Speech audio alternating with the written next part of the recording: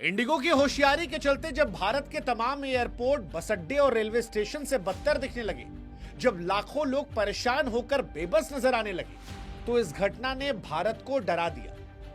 डराया इसलिए नहीं कि फ्लाइट लेट हो गई थी, डराया इसलिए क्योंकि इस एक घटना ने यह बता दिया कि आज भारत के कुछ सेक्टरों में कंपनियां नहीं बल्कि साम्राज्य खड़े हो गए।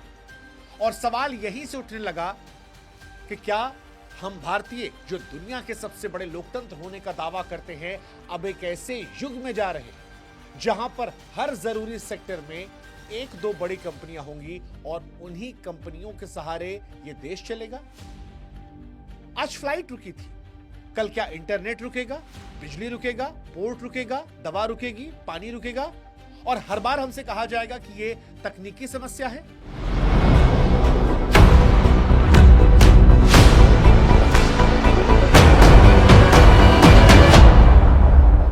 सच ये है कि इंडिगो वाली घटना में जो कुछ हुआ वो केवल तकनीकी समस्या नहीं थी, वो स्ट्रक्चरल समस्या थी, सिस्टम की समस्या थी, जो जाने या अनजाने कुछ कंपनियों को इतना बड़ा बना गई कि आज वो सिस्टम से, सरकार से, 140 करोड़ लोगों से, उनके इमोशन से कहीं ज्यादा बड़े।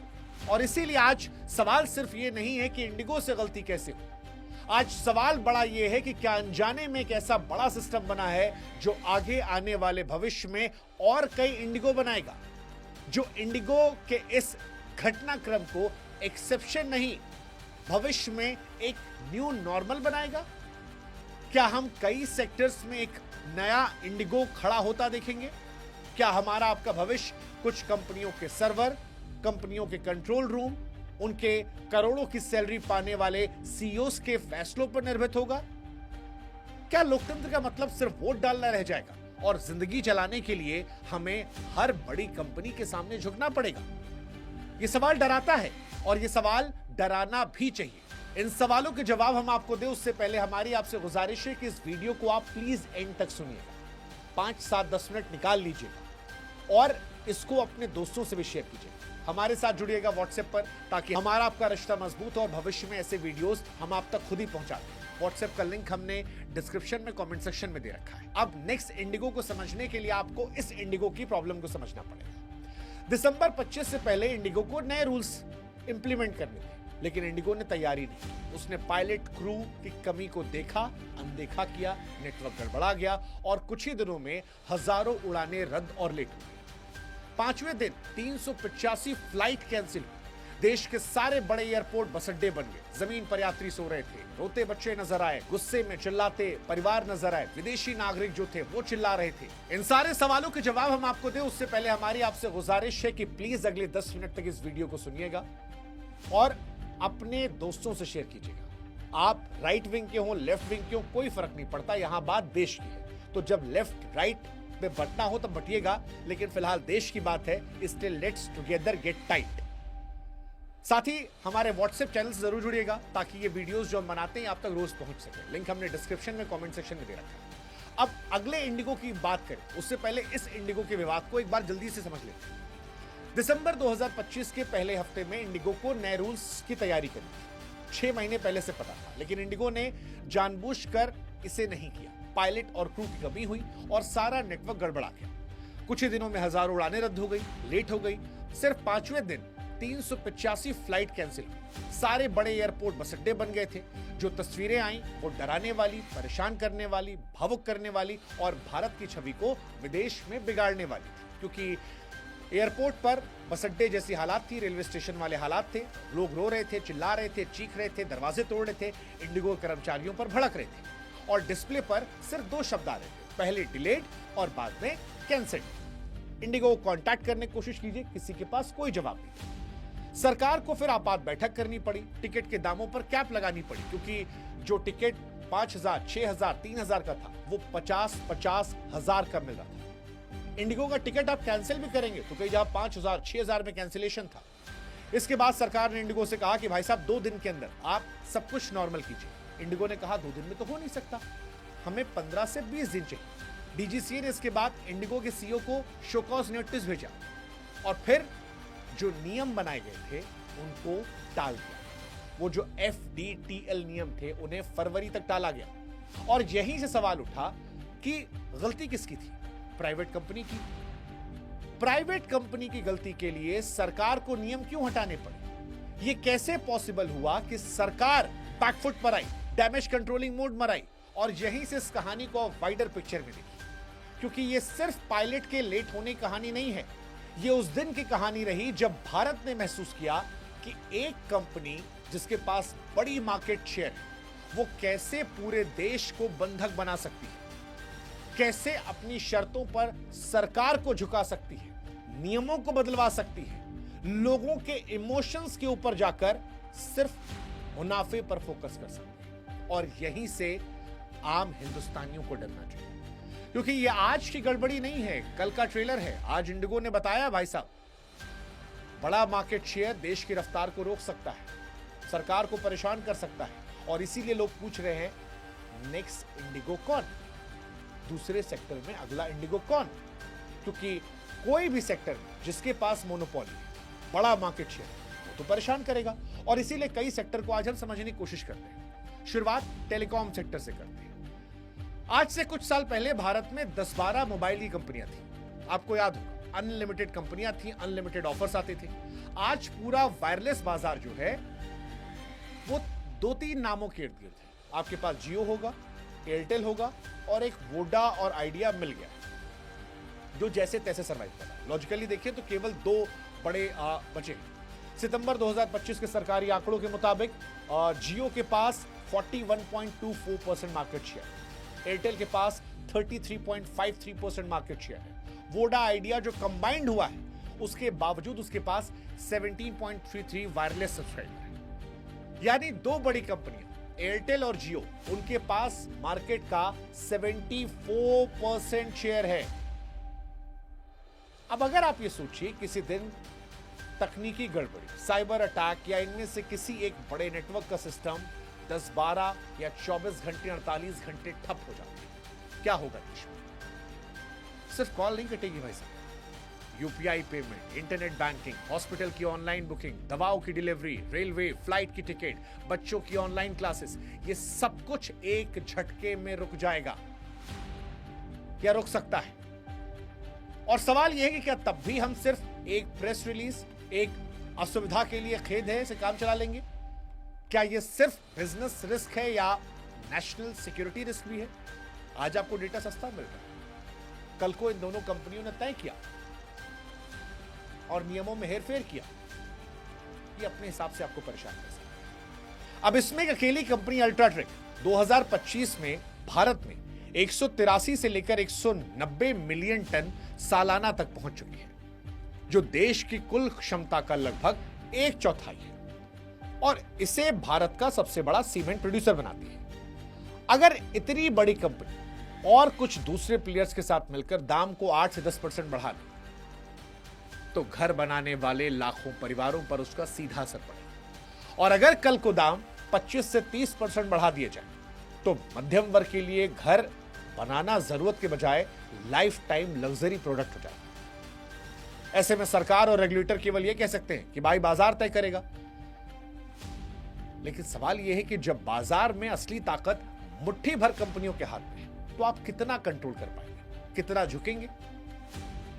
और यह सिर्फ 1-2 सेक्टर की बात नहीं है। आप पोर्ट्स और कार्गो में देखिए, पोर्ट्स और कार्गो में अडानी पोर्ट्स SEG आज 14 पोर्ट और टर्मिनल चला रहा है। 2024-25 में देश के कुल कार्गो वॉल्यूम का लगभग 27% अकेला हैंडल कर रहा है। यानी भारत में आने जाने वाला लगभग हर चौथा टन माल, तेल, कोयला, अनाज, कंटेनर, सब कुछ ही पोर्ट्स के नेटवर्क पर निर्भर है।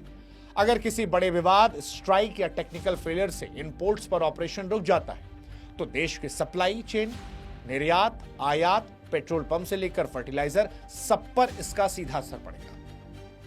क्या हमने इसे सिर्फ कॉर्पोरेट सक्सेस के चश्मे से देखा या स्ट्रेटेजिक रिस्क के तौर पर भी इसे समझना चाहेंगे? बिजली में भी यही है। मुंबई, दिल्ली, सूरत, अहमदाबाद जैसे शहरों में बिजली वितरण कुछ ही कंपनियों के पास है। अगर बिल बढ़े तो क्या करेंगे? कंपनी बदलेंगे? बदलने को कौन है? यही मजबूरी मोनोपोली की पहचान है कि ऑप्शन क्या है हमारे पास? हमारे पास तो ऑप्शन यही है। यही सारी समस्या शुरू होती है। इंडिगो के साथ भी यही रहा। आपके पास ऑप्शन ही नहीं बचा। इंडिगो ने आपको ऑप्शन ही नहीं दिया कि आप ट्रेवल कर सकते हैं, और ये एक रात में नहीं हुआ। हालांकि इंडिगो ने मार्केट शेयर पर जो कब्जा किया वो एक रात में नहीं हुआ। वो स्मार्ट थे। 15 से 18 साल की उनकी सिस्टमैटिक रणनीति का नतीजा था, जिसमें सरकार की नीतियां भी थीं, बाजार का दबाव भी था और छोटे खिलाड़ियों को परेशान करना भी था। क्योंकि बड़े प्लेयर्स के लिए रूल रेगुलेशन में ढिलाई होती है, लेकिन छोटे प्लेयर्स के लिए नियम सख्त होते हैं। जैसे गरीब आदमी के लिए कानून सख्त होता है, बड़ा आदमी जो है वो देश से निकल जाता है, विदेश में जाके मौज काटता रहता है। वैसे ही 2005-6 में जब इंडिगो भारत में आई, तब भारत में Jet Airways, Kingfisher, Air Deccan, Sahara, Go Air, SpiceJet के अलावा कई रीजनल एयरलाइंस भी थी। ग्राहक के पास विकल्प थे। इंडिगो ने शुरुआत से 3 बातें तय करी: no frills model, aggressive expansion और सबसे अहम एयरबस A320 पर फोकस। एक ही तरह का विमान रखने से ट्रेनिंग, मेंटेनेंस, स्पेयर पार्ट सब कुछ सस्ता पड़ा। किराया कम रखा गया, शुरुआत में घाटा सहा गया, लेकिन मार्केट शेयर जो है वो छीन लिया गया। फिर आया दूसरा दौर। 2012 से 18 के बीच में किंगफिशर बंद हो गई, जेट एयरवेज डूब गई, सहारा पहले ही जा चुकी थी। ये वो समय था जब इंडिगो अकेले मैदान में दौड़ रही थी। सरकार की उड़ान जैसी स्कीम्स के तहत नए एयरपोर्ट खुले, नए रूट खुले, और सबसे ज्यादा फायदा जो था वो इंडिगो ने उठाया, क्योंकि उसके पास पहले से बड़ा फ्लीट था। दूसरे प्लेयर उतनी तेजी से जहाज नहीं खरीद सकते थे। इसके बाद तीसरा झटका आया कोविड के बाद। जब पूरी इंडस्ट्री टूट रही थी, तब सरकार ने इमरजेंसी फंडिंग और स्लॉट एलोकेशन में जो बचा है वही उड़ेगा वाला मॉडल अपनाया। इसी बीच गो फर्स्ट पूरी तरह बैठ गई और उसके लगभग सारे स्लॉट इंडिगो और एयर इंडिया को मिल गए। इससे इंडिगो कब्जा और ज्यादा मजबूत हो गया। आज हाल यह है कि डीजीसीए के मुताबिक इंडिगो लगातार 60 से 65% घरेलू मार्केट शेयर में बैठी है। इसका मतलब यह नहीं है कि वो सर्विस सबसे अच्छी देती है। इसका मतलब यह है कि इंडिगो ने आपके पास ऑप्शन ही नहीं छोड़ा है। यही मोनोपोली शुरू होती है, जहां ग्राहक नहीं चुनता बल्कि आपकी मजबूरी चुनती है। आज भारत में 10 टिकट अगर बुक होते तो उसमें से 6 लोग इंडिगो से ट्रेवल करें। इंडिगो संकट ने आज सच्चाई दिखाई कि रेगुलेटर किसके लिए कितना सख्त है। पायलट एसोसिएशन एक्सपर्ट्स कह रहे हैं कि नए एफडीटीएल नियम ग्लोबल सेफ्टी स्टैंडर्ड्स के हिसाब से थे। इन्हें जनवरी 2024 से नोटिफाई कर दिया गया था।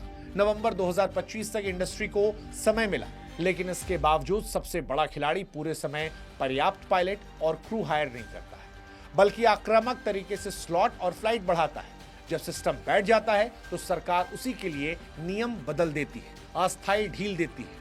नाइट ड्यूटी की परिभाषा, नाइट लैंडिंग की लिमिट, वीकली रेस जैसी सेफ्टी लाइन जो है वो पीछे खिसक जाती है। कुल मिलाकर मैसेज ये था कि जितना बड़ा आदमी या जितनी बड़ी कंपनी, जितना बड़ा मार्केट शेयर, वो अपने हिसाब से नियमों में उतना लचीलापन पा लेता है। और यही असली डर है, मोनोपोली। मोनोपोली सिर्फ इकोनॉमिक इशू नहीं है, ये डेमोक्रेटिक इशू भी है। जब किसी भी सेक्टर में 60 से 70% ताकत एक कंपनी के पास होती है तो नुकसान सिर्फ दाम बढ़ने से नहीं होता, नुकसान चॉइस के खत्म होने से होता है। आप नाराज हो सकते हैं पर आप जा नहीं सकते, आप शिकायत कर सकते हैं पर आप बदल नहीं सकते। यही स्थिति डराती है। क्या यही स्थिति भविष्य में हमें टेलीकॉम सेक्टर में दिखाई पड़ेगी? एविएशन के बाद पोर्ट, सीमेंट, दवा, बिजली, पानी, डेटा हर जगह आएगी, जहां पर एक सेक्टर, एक लीडर।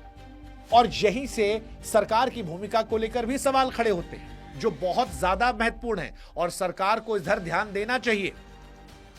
क्योंकि जो कंपनी देश की हवाई आवाजाही को 4-5 दिन तक हिला सकती है, जिसका संकट देश की सबसे मजबूत सरकार को भी एफडीटीएल जैसे सेफ्टी नियम कुछ महीनों के लिए टालने पर मजबूर करता है, क्या उसके सामने सरकार सिर्फ अनुरोध की भाषा में बात कर सकती है? यह सवाल बड़ा महत्वपूर्ण है। क्या हम मर्जर और एक्विजिशन पर कोई कैप नहीं लगाएंगे? क्या हम यह तय नहीं करेंगे कि इंपॉर्टेंट सेक्टर में जिससे करोड़ों लोग प्रभावित होते हैं, वहां पर कोई एक कंपनी 50% से ऊपर मार्केट शेयर पर पहुंचे तो regulator automatically red alert mode में चला जाए? यह सोचने वाली बात है। इंडिगो संकट ने साबित कर दिया कि अगर आप किसी एक खिलाड़ी को बहुत ज्यादा बड़ा होने देते हैं तो वो सिर्फ कस्टमर सर्विस नहीं, पॉलिसी और पब्लिक लाइफ पर भी असर डालता है। आज ये फ्लाइट कैंसिलेशन के रूप में दिख रहा है, कल ये असर डेटा प्राइस, बिजली टैरिफ, दवाओं की उपलब्धता, पानी के बिल, टोल टैक्स सब जगह दिख सकता है। ऐसे में सवाल हमसे भी है कि हम किस तरह का भारत बनाना चाहते हैं? वो भारत जहां कंपनियां नागरिकों की सेवा करें, या वो भारत जहां नागरिक कंपनियों के रहमो करम पर जिंदा रहे? वो भारत जहां नियम सभी पर बराबर लागू हो, या वो भारत जहां नियम छोटे खिलाड़ियों के लिए कठोर और बड़े खिलाड़ियों के लिए चीले हो? ये कहानी खत्म नहीं हुई है, इंडिगो की घटना शुरुआत है। इंडिगो ने सिर्फ फ्लाइट नहीं रोकी, उसने हमारे भविष्य का ट्रेलर दिखाया। वो भविष्य जहां पर कंपनियां कह सकेंगी, मैं नहीं रुकूंगी, तुमको रुकना है रुक जाओ। और इसीलिए आखिरी सवाल जाते जाते आपसे, हम कितने और इंडिगो बनने देंगे? क्या हम आज ये मांग करेंगे कि कोई कंपनी देश से बड़ी नहीं हो सकती, या फिर अगली बार भी किसी एयरपोर्ट की फर्श पर बैठकर किसी नेटवर्क आउटेज के बीच किसी महंगे बिल के सामने बस यही कहेंगे कि भाई साहब ऑप्शन ही क्या, यही तो है, ये ऑप्शन और क्या है, यही सबसे बड़ा डर है। और यही इंडिगो संकट का सबसे बड़ा और खतरनाक संदेश है। और इसीलिए हम कह रहे हैं कि इस वीडियो को शेयर कीजिए, देखिएगा और अपनों को दिखाइएगा, क्योंकि सवाल नहीं पूछेंगे तो ये डर हकीकत में तब्दील हो जाएगा, और सवाल पूछेंगे तो सही कानों तक पहुंचेगा, और फिर लोकतंत्र में जनता के लिए हित देखकर फैसला होगा, ना कि कंपनी का हित देखकर। जय हिंद, जय भारत, नमस्कार।